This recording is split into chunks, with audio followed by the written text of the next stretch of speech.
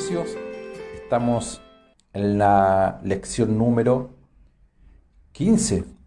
Estamos, en la lección número 15 del libro de los Efesios y estamos, por acá lo tengo anotado para que vayamos en orden. Y hoy comenzamos el video. Acá estamos en la lección número 15 y en el video número 19 de estas clases. Y la lección de hoy día, la mayordomía de la gracia. Y Efesios capítulo 3, el verso 2 dice: si es que habéis oído de la mayordomía, de la gracia de Dios, que me fue dada para vosotros. Desde pequeño en la iglesia uno escuchó lo que significaban los diáconos, las diaconisas. Por lo general siempre eran parte de los equipos ministeriales, pastorales, líderes. Hoy en día se usa ese término también, aunque los nombres bíblicos siempre son diaconisas, los ancianos, correcto. El término anciano es un término de madurez, correcto, ya tiene que ver con el oficio ministerial, con los apóstoles, los profetas, los evangelistas, los pastores y los maestros. Pero vamos a definir algunas cosas, los minutos, a partir de este minuto de aquí en adelante, y habla, aquí dice Pablo, si es que habéis oído de la mayordomía. Y la palabra mayordomo en griego es una palabra que traducida significa economía. Economía. Para nosotros la palabra economía, cuando se habla de economía en los planos o los escenarios seculares, políticos mayormente, siempre lo reducimos a términos de dinero. En Chile la economía prácticamente es una cartera ministerial dentro del gobierno, Ministerio de Economía, y el otro es el Ministerio de Hacienda, que tiene que ver todo con la administración del Estado de Chile. Pero cuando hablamos de la mayordomía de la gracia, consiste en la impartición de la gracia de Dios a su pueblo. O sea, un mayordomo es quien administra la gracia de Dios, es el que está sirviendo en las mesas. El oficio mío en esta jornada podría ser ese. Hay una bandeja puesta en este lugar. Hay una mesa que está allí donde usted se encuentra. Y en mi rol de mayordomo estoy llevando la gracia, el pan, allí donde usted lo requiere y lo necesita. Espero sea muy bien alimentada, muy bien alimentado, humildemente lo que siempre añoramos, deseamos en el Señor, que cada palabra que sale de nosotros vaya como impartición dentro de lo que es la gracia del Señor a su vida, a su espíritu, que contribuya y que edifique su vida, por un lado, número uno. Segundo, que contribuya a esa labor y a ese rol en el cual Dios a usted lo tiene asignada. No importa el país, no importa la ciudad, más allá de las dificultades, de los problemas que podamos tener, no olvide nunca algo. Nosotros respondemos, por eso que el Señor dice en su palabra, los apóstoles, que nosotros damos de gracia aquello que de gracia recibimos. Eso se llama retroalimentación.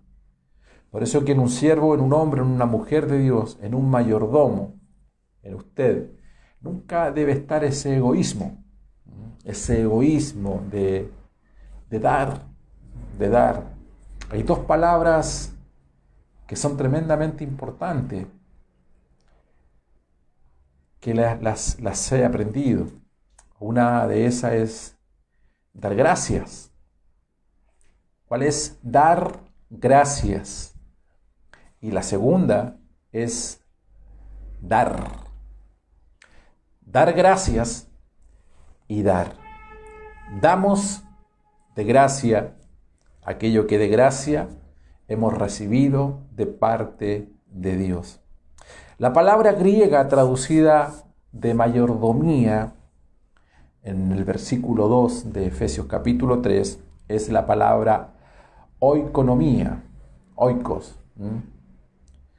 En el Antiguo Testamento, la oikonomía denotaba una mayordomía y era una dispensación o un administrador. Por eso es que escuchamos muchos dispensarios de la gracia del Señor, mayordomos. Somos administradores de todo lo que Dios nos ha entregado. Téngannos los hombres, como buenos dispensarios, como buenos mayordomos, como buenos administradores de los recursos de Dios. En los tiempos de Pablo, ya estamos en las cartas paulinas, había muchas familias que tenían muchos recursos, adineradas, la clase alta. Y estas personas tenían muchos mayordomos, servidores, a los cuales se les daba mucha responsabilidad. Y esta gran responsabilidad consistía en distribuir los alimentos y otros suministros a las familias, a todos los miembros de la familia. Creo que es un término que conocemos más porque está como lo podríamos extrapolar a todas nuestras ciudades, países, culturas. Es un mayordomo, un administrador, alguien que vela por todos los recursos. Tú sales de tu casa y esa persona es la que te cuida, te protege, alimenta a tus niños, si es que tú estás en otro lugar, les enseña, los lleva al colegio, te hace el aseo.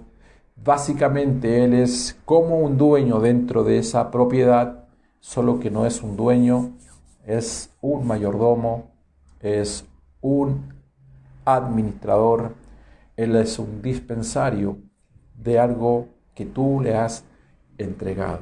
Somos administradores, somos dispensarios, somos administradores de la gracia que Dios nos ha entregado a cada uno de nosotros. Así sean 5 talentos que tú tengas, así sean 2 talentos que tú tengas, o sea, 1 talento que tú tengas, cada uno es responsable de administrar conforme a ese mandato que Dios nos ha entregado. El apóstol Pablo, como primer principio, pone una cualidad dentro de ese administrador, que él lo habla allí en Efesios capítulo 3, cuando dice en el versículo 1, dice, prisionero de Cristo Jesús por vosotros. Prisionero por Cristo por vosotros.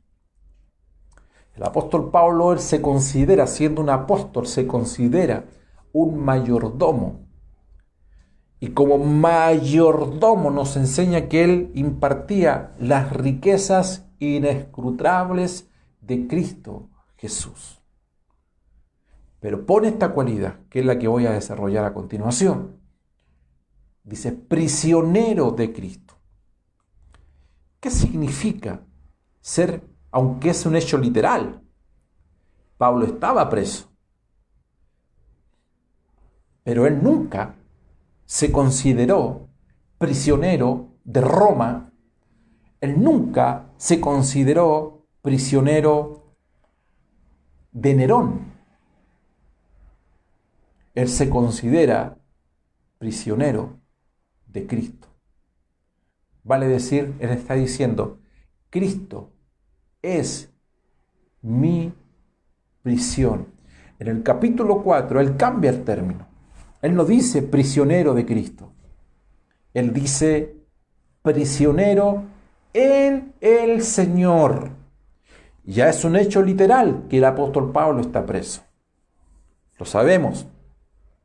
Y él dice prisionero de Cristo. Pero en el capítulo 4, el versículo 1, él añade un factor que es tremendamente importante, porque él dice prisionero en. En, la palabra en no es lo mismo que con. ¿Correcto? Él estaba prisionero con Silas, podríamos decir, con Silas, con, al lado de. Pero cuando él dice estoy prisionero en el Señor, ¿me explico bien o no? No es con una persona, sino es en una persona. Vale decir, yo no estoy prisionero en Roma. Yo no estoy prisionero en esta cárcel.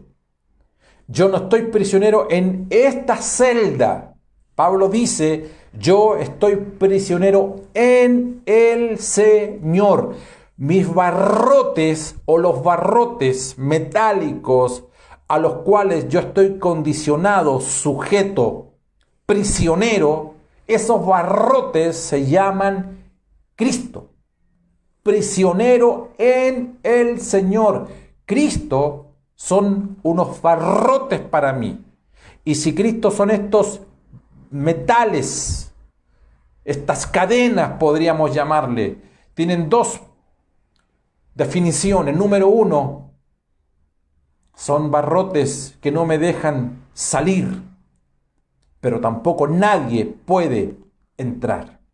Yo no puedo salir de esta cárcel, pero tampoco nadie puede entrar en esta cárcel. Esta es mi cárcel. Yo soy prisionero en el Señor. Vale decir, eso tiene que ver con convicción. ¿Me explico? La palabra convicción viene de convicto.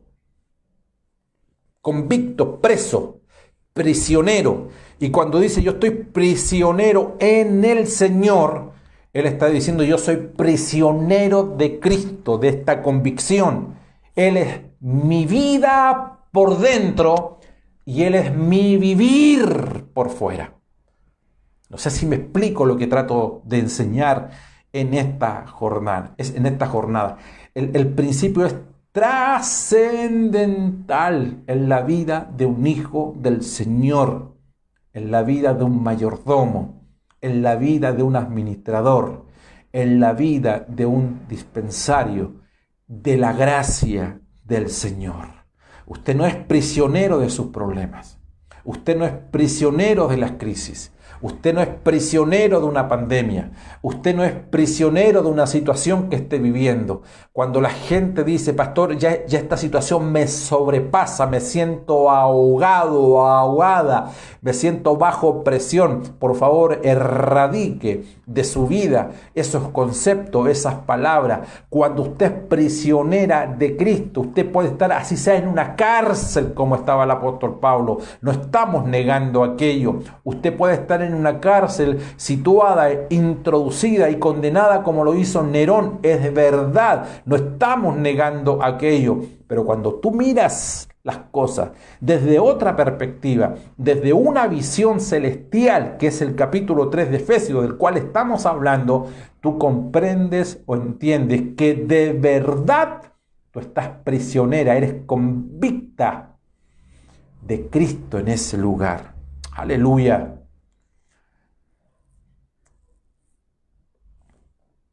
Bendito sea el Señor.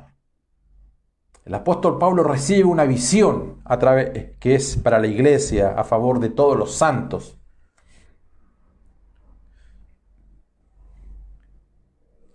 Nos enseña a disfrutar de la gracia del Señor. Que Cristo, dice, es nuestra porción. Lo disfrutamos, lo comemos. Pero Él dice algo. Si comprendemos, yo estoy deletreando, si comprendemos este principio de disfrutar a Cristo como nuestra prisión, porque en Él, prisionero en el Señor, que aunque estés bajo presión, aunque un mundo de situaciones y circunstancias te estén rodeando, tú estás en Él. Pablo dice, contar de ser hallado en Él. Todo el mundo puede estar en problemas y no negamos los problemas. De hecho, no negamos que el apóstol esté preso, solo que él no lo menciona. Eso es historia para nosotros. No estamos negando que Nerón, disculpe que redunde un poco en esto, porque es importante, lo metió preso. Eso es historia, pero no estamos negando aquello, no estamos negando las crisis que la gente pueda tener o en el escenario mundial en el cual nos encontramos. Pero este es el principio. Si disfrutamos a Cristo como nuestra prisión, nosotros también recibiremos una visión celestial. Pero no solo para beneficio nuestro, sino para beneficio del cuerpo de Cristo.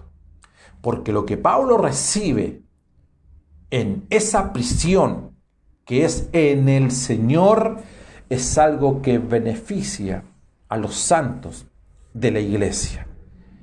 Difícilmente recibiremos visión celestial como la que Pablo recibió sin ser primeramente prisioneros de Cristo.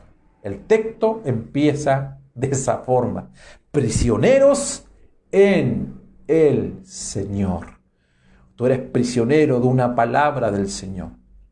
Tú eres convicto de una palabra del Señor. Y esa palabra te sostiene, te mantiene, esa palabra te da vida, esa palabra te infunde fe, esa palabra está más allá de las maldiciones que te lancen, esa palabra está más allá de las críticas, del cuestionamiento de tu pareja, de tus hijos, de tus amigos, de tus vecinos, de tus compañeros de trabajo. Esa palabra es algo que se hace vida dentro de tu vida, y así sea que estés como Daniel en el foso de los leones, así sea que estés como los jóvenes hebreos allí en el horno que fue aumentado 7 veces más, así sea que estés como Moisés allí en Egipto, no importa, cuando tú eres prisionero de una palabra, ¿sabes cuál es tu énfasis? Es recibir esa palabra celestial, esa visión celestial, porque sabe que esa visión, pastor amado, pastora, amigo, que esa palabra en tiempos de crisis no solamente te va a bendecir a ti, sino es una palabra encomendada. Eres un mayordomo. Acuérdate, no me he ido del tema. Eres un administrador. Eres dispensario de la gracia de Dios hacia la gente. Y el apóstol lo captó cuando dice contar de ser hallados en Él. Ese es el texto que dice él. Pero ¿qué dice la gente? Cuando tú estás en crisis, la gente va a decir, del cielo se oye, ténganos la gente como buenos administradores, como buenos mayordomos, como buenos dispensarios de la gracia del Señor. Oh Dios, gracias por este día. Gracias, Señor. ¿Cuántos de nosotros abortamos experiencias, palabra del Señor en medio de las crisis? A todos nos ha pasado. ¿Cuántos de nosotros retardamos el propósito? Porque a veces no vemos la visión, vemos la cárcel. Vemos la cárcel literal a la cual estamos condicionados. Y no vemos que Cristo está allí, que Él nos cubre, nos protege. ¿Me están entendiendo a dónde quiero llegar? Por eso es que el apóstol, cuando dice que él es convicto, él dice, yo sé en quién he creído. Vamos al punto nuevamente. ¿Qué significa estar preso? No, por favor, sé que es un tema delicado para muchas personas, pero es importante mencionarlo. Creo que cada uno de nosotros lo sabe, lo comprende, lo entiende. como pastor me tocó muchas veces predicar en las cárceles. Hubo un tiempo que fui mucho a predicar con equipos, con cantantes. Algunos de los que me están viendo seguramente se acordarán, en el sur de Chile, 2 veces por semana íbamos. Hubo un tiempo en que prácticamente dentro de la cárcel visitaba los lugares donde estaban los internos, y uno se da cuenta de un ambiente, de una cultura carcelaria que evidentemente ninguno de nosotros quisiera estar allí ni traer aquello como cultura a nuestros hogares, contra valores, una cantidad de cosas. ¿Por qué es bueno mencionar esto? Prisionero en el Señor. Usted debería escribir en esta jornada allí, debería escribir: yo soy prisionero, soy prisionera de Cristo. No estés jamás, nunca olvides esto, jamás estés dispuesto a perder esa libertad. Si eres prisionera de Cristo, prisionero en el Señor, el problema que tenemos hoy en día es que hay demasiados hijos de Dios que se encuentran en libertad. Gente que está demasiado libre. Salieron de los barrotes, de las rejas. Y cuando una persona deja de ser convicta de Cristo, porque ama la libertad en términos humanos, se sale de sus convicciones, deja de recibir la visión celestial. Por otro lado, una persona que está prisionera, por lo general siempre llama a la misericordia a los demás. ¿Correcto? Cuando una persona está prisionera, todo el mundo se compadece. Es evidente. Hay que ir a verla, hay que ir a verlo. Y mucha gente, cuando te vea que tú estás prisionera de Cristo, que eres afine a sus principios, a sus reglas, a esa vocación como hija del Señor, mucha gente te ve como que eres sufrida, como que te están lavando el cerebro. Pero Pablo nunca mostró lástima a los demás. ¿Sabe lo que mostró Pablo? Disfrute. Él disfrutaba el lugar en que estaba. Él cantaba en medio de la cárcel. Él adoraba en medio de la cárcel. Él juntaba a sus compañeros y se ponía ahí a predicar, a ministrar. Cuando un hombre de Dios y una mujer de Dios tiene sus convicciones tan claras al punto de tomar este párrafo y decir: yo soy prisionero en el Señor, no solamente con el Señor. O sea, una cosa es por causa de Cristo, que es lo que dice Pablo, y cuando él dice por causa de Cristo está exonerando, está sacando del contexto a Nerón de un sistema. Pero cuando él dice en el Señor, él está diciendo: yo estoy prisionero en una persona, yo estoy en Cristo. Él dice: si ustedes creen que yo estoy en esta cárcel, ustedes están equivocados. Ustedes vean lo que quieran ver, pero yo no estoy en esta cárcel. Yo estoy prisionero, es verdad, pero en el Señor. Son sus convicciones, son sus principios los que a mí me tienen cautivo, me tienen cercado. Eso es tremendo, eso es glorioso, porque tú puedes ir a distintos lugares, al norte, al sur, Pablo lo dice, soy prisionero de Cristo, por lo tanto dice, ninguna cosa creada me podrá apartar del amor de Cristo. Pestilencia, hambre, desnudez, ni la muerte, ni la vida, ni ángeles, ni principados, ni potestades, ni lo presente, ni lo porvenir, ni lo alto, ni lo profundo, ni ninguna otra cosa creada me podrá apartar del amor de Cristo, que es del amor de Dios que es en Cristo Jesús. Y eso es poderoso. Eso es poderoso, porque a sabienda que lo van a matar, Él dice, ni la muerte ni la vida me podrá sacar de estas cuatro paredes que no son rejas humanas. Yo soy convicto de Cristo. Bendito sea el Señor. Hay un disfrute que se produce cuando tú estás sometida a esa cárcel, a esa prisión en el Señor. ¿Cuál es el disfrute? Y lo otro como consecuencia positiva. Te capacita para recibir la revelación celestial. Por eso que el libro de Efesios, que es un símil del libro de Josué. Josué es sombra, tipo y figura de todo lo que nosotros estamos viendo en una dimensión celestial. Acá en el libro de Efesios, usted lo encuentra y en el libro de Josué de una manera más literal. La tierra prometida es la tierra, es Cristo, en el cual tú y yo hoy nos concentramos. Efesios tiene unas verdades tan profundas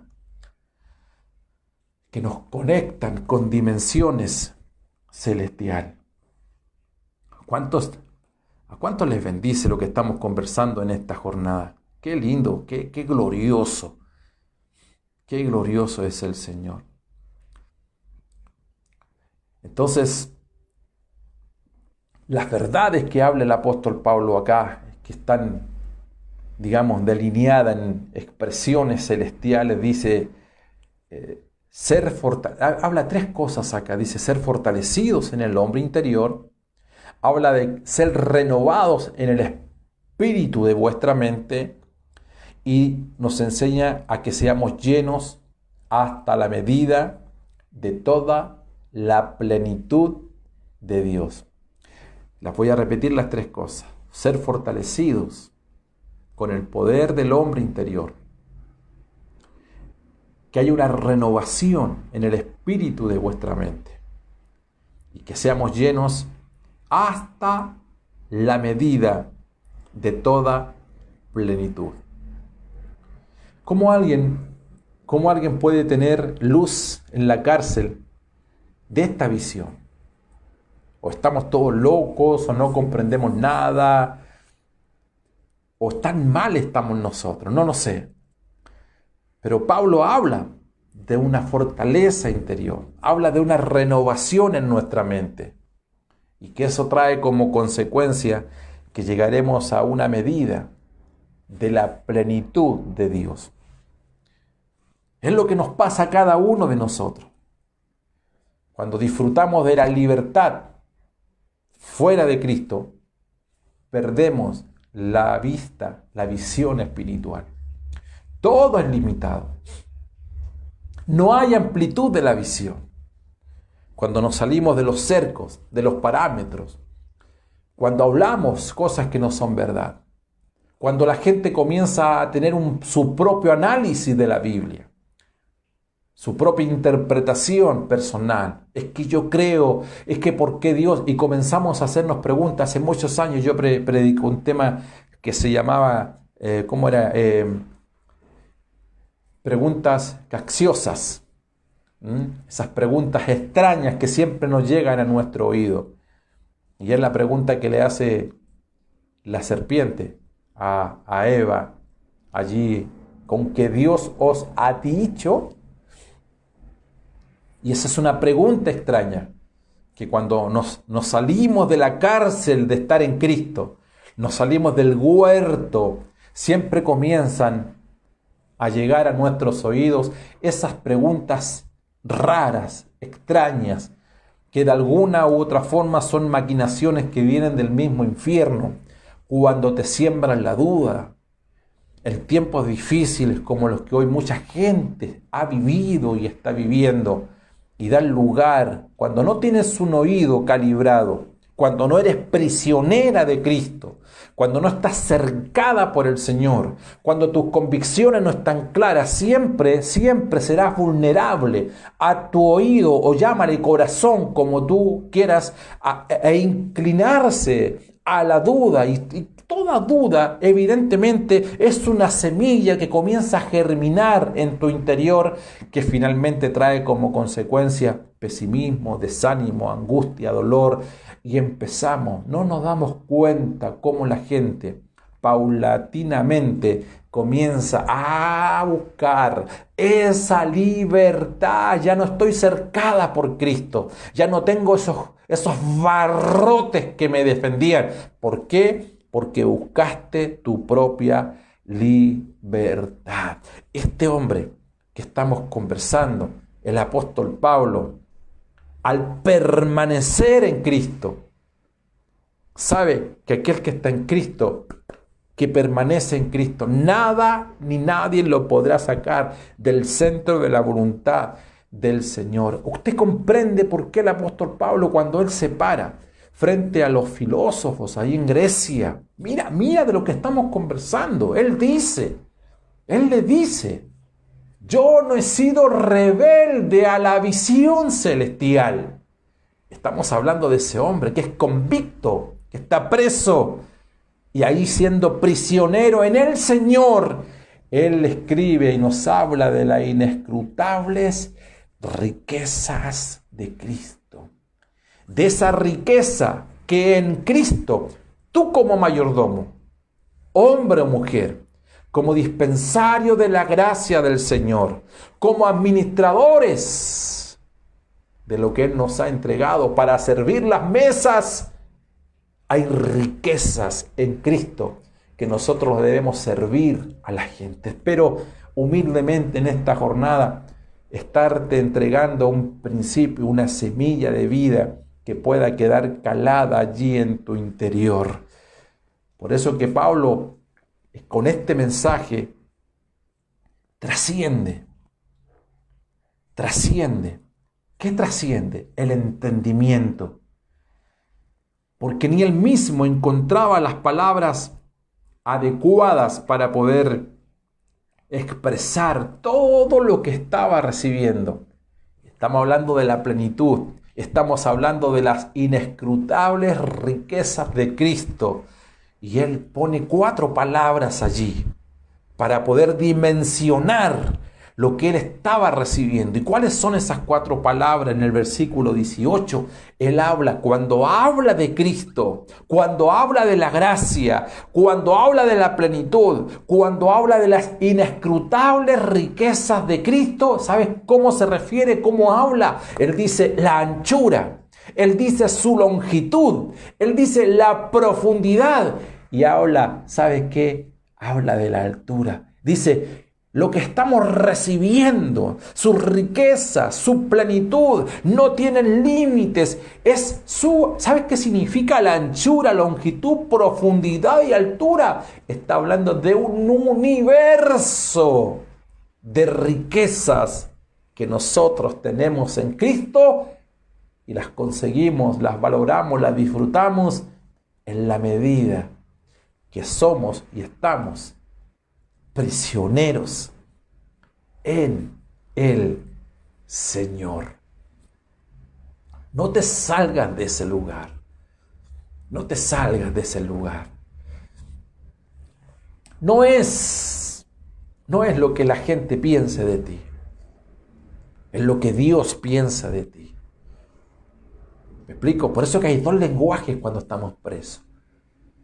Pobres, Pablo dice, sí, este lugar me hace pobre, pero ojo, dice, pobre, pero enriqueciendo a muchos. Si usted cree que en la cárcel me hace débil, sí, pero Él se hace poderoso, Él se hace fuerte en mi debilidad. Oh, eso, capta. Por eso que yo veo gente de nuestras congregaciones, a los cuales no he visto físicamente. Converso con ellos a menudo. Amigos y amigas de distintos lugares del país, del mundo. Hoy conversaba con dos que se encuentran en diferentes lugares del mundo, que han tenido sus dificultades, pero sabes, son hombres de Dios que están prisioneros. Claro que sí. Usted dirá, pastor, ¿cómo sabe usted que están prisioneros? Porque liberan riquezas cuando hablan. Y eso marca la diferencia. Liberan a Cristo cuando hablan. Ellos no están hablando del tiempo contemporáneo de crisis en el cual nos encontramos. Ellos no están hablando de la cárcel física, no la negamos. Ellos no están hablando de Nerón, no estamos negando a Nerón.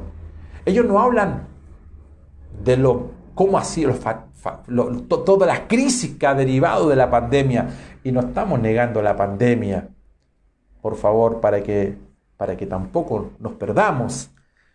Estamos hablando de la experiencia que significa a dónde nos ha reducido el Señor finalmente, de modo que en ese escenario de convicción y que yo sé en quién he creído, tú y yo podamos liberar lo mejor de Cristo, porque somos mayordomos, administradores de esa gracia.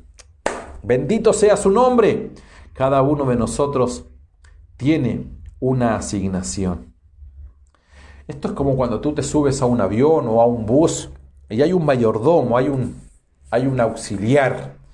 En los buses se le llaman auxiliares, en los aviones se le llama azafatas. Y tú no te mueves de tu asiento, ¿cierto?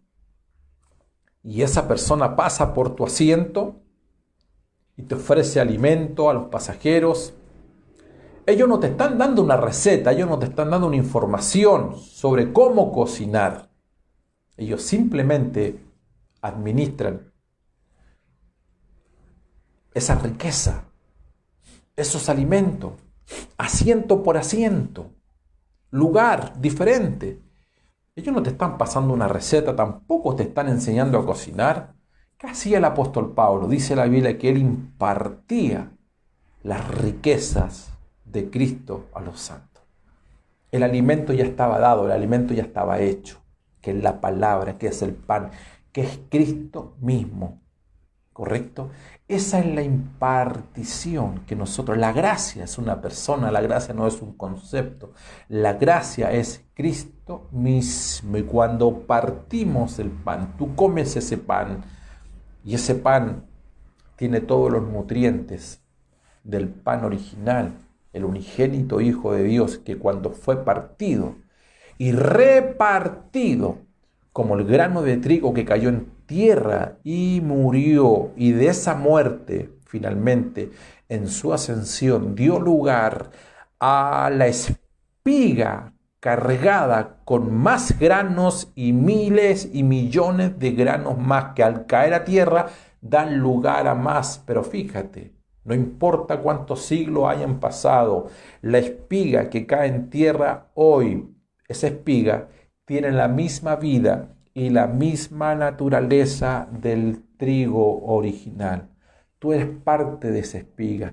Toda persona que nace en Cristo hoy, en Cristo hoy, es esa espiga que cayó en tierra y murió, y al nacer carga en su vida, en su interior, esa vida y esa naturaleza del Cristo original, del grano original. Por lo tanto, todos nosotros somos mayordomo de esa riqueza, de esa gracia que es Cristo en cada uno de nosotros. El punto no es ese, el punto es cuán buenos administradores, mayordomos, dispensarios de la gracia del Señor somos.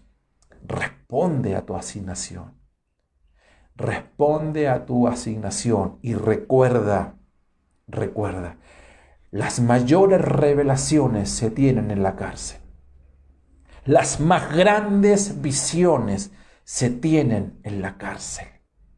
Aleluya, aleluya. Las más grandes revelaciones se tienen, ¿sabes cuándo? cuando estamos bajo 4 aspectos de lo que es una celda, de lo que es una cárcel.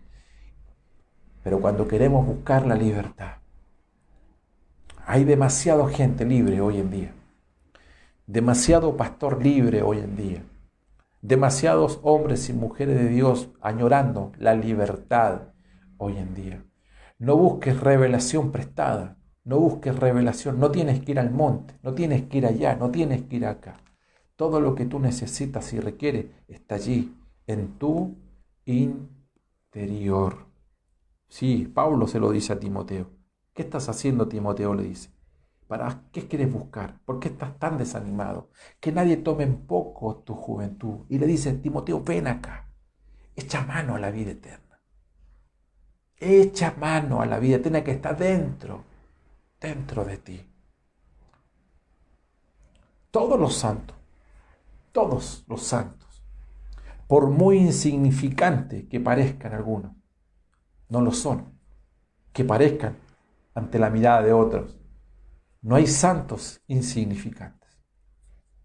Ninguno. Ningún miembro del cuerpo es insignificante. Ninguno.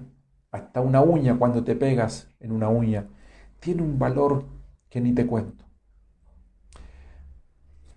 Y cada uno de ellos ejerce conforme a la administración de Dios.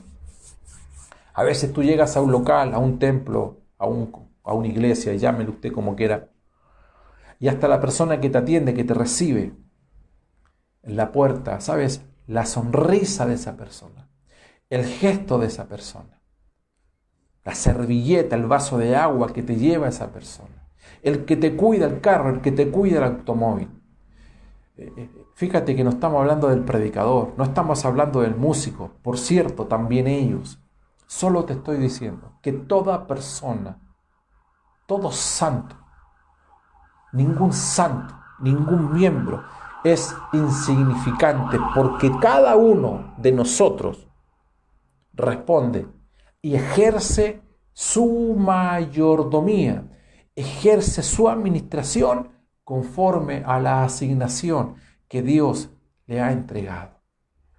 Bendito sea aquel hombre, aquella mujer del talento solamente, del talento. Pero cumple tu rol. Ocúpate de estas cosas, le dice Pablo a Timoteo. Efesios 3:8 dice Pablo de sí mismo, y con esto estoy terminando. Refiriéndose a sí mismo, él dice, yo, Pablo, apóstol de Jesucristo. Pero mira lo que dice, y termino. Menos que el más pequeño de todos los santos. Ya que diga pequeño, bueno. Ya que diga el apóstol Pablo que él es pequeño, a mí me golpea. Ya que diga el apóstol Pablo que él es pequeño, que todos los demás, a mí me deja anonadado, a mí me hace desaparecer de este escenario. Pero añade menos que el más pequeño. Es decir, no solamente pequeño, él dice, de todos los que son pequeños, yo soy el menos que el más pequeño de todos los santos. Estamos hablando de la gracia, estamos hablando de la administración, estamos hablando que Dios, en su gracia infinita a cada uno de nosotros, nos ha hecho buenos administradores de esa asignación gloriosa. Esperamos en el Señor responder y estar día a día a la altura de esa asignación. Dios te bendice. Termino. Dios te bendice para que tú seas bendición para otros. Dios te bendice para que tú seas bendición para otros. Y cuando tú eres bendición para otros, Dios te bendice. Dios te bendice para que tú seas de bendición para otros.